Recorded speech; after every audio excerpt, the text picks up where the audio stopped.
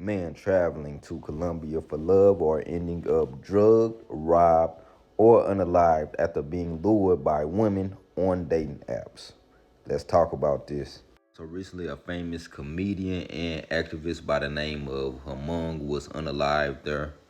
I'm not too familiar with him, and he's most definitely not the only one. It says here a growing number of men are traveling to foreign countries to meet submissive women who are less expensive and not too demanding. The term passport bros first appeared on TikTok and refers to men who use dating apps for hookups with women in other countries. Authorities say that at least 25 passport bros were killed in Medellin, Colombia in 2023. 4 Americans were killed in Medellin in November alone. Now, people use this term passport bros very loosely because men, they've been doing this for the longest, for years, for decades. You have military men that goes overseas that's been doing this. You have businessmen from other countries or that are well off to do that has been doing this for decades, way before the term passport bros was brought up.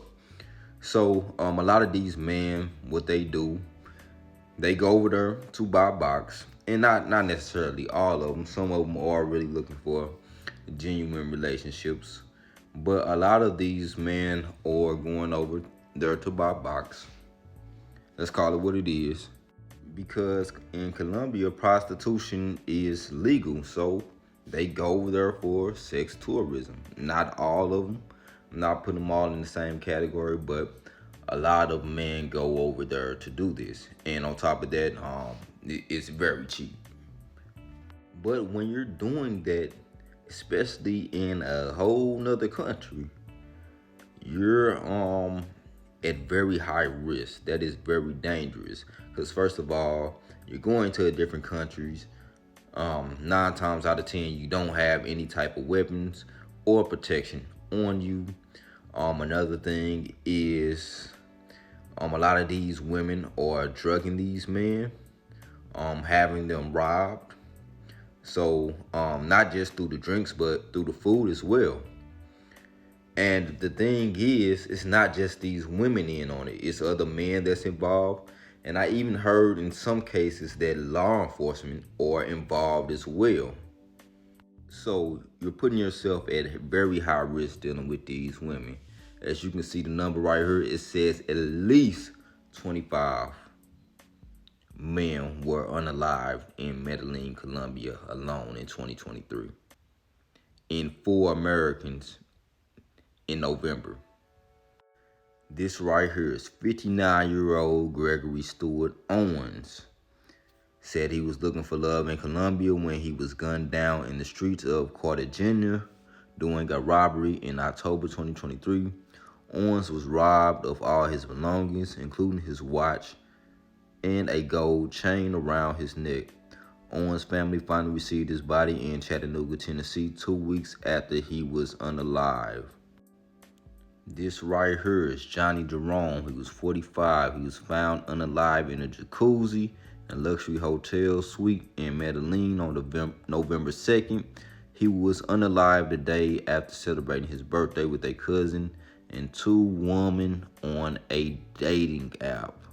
More people. Philip Mullins, a 32-year-old Tennessee man, was found unalive in a room at an upscale 1 Million Suites hotel in Medellin after a night out with a woman.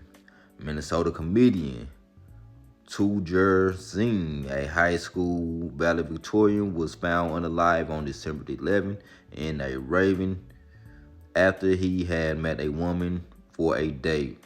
Zing, 45, was beaten to unaliving with a blunt object. 4 people, including a minor, were arrested and charged in Zing's unaliving. On November 13th, Texas resident Jeffrey Hudson, 55, was found alive in his hotel room with at least 20 stab wounds in his neck. Hudson was unalive after returning to his hotel suite with an 18-year-old woman he met on a dating app in Medellin. So it got so bad to the point to where the U.S. State Department is issuing a advisory warning for people traveling over there not to use dating apps and not to be in isolated Airbnbs and isolated hotels. And you even have officials saying, hey, when you come over here, come and do stuff that the normal tourists are supposed to come and do. Don't be going out there buying no box because, as you can see, it's dangerous. I mean, these women are picking these men off, and this is in any way, shape, or form a laughing matter. Some people are probably making fun of this and thinking, "Ha ha, that's what y'all get." And for real, I really don't see what the argument is between the passport bros and women.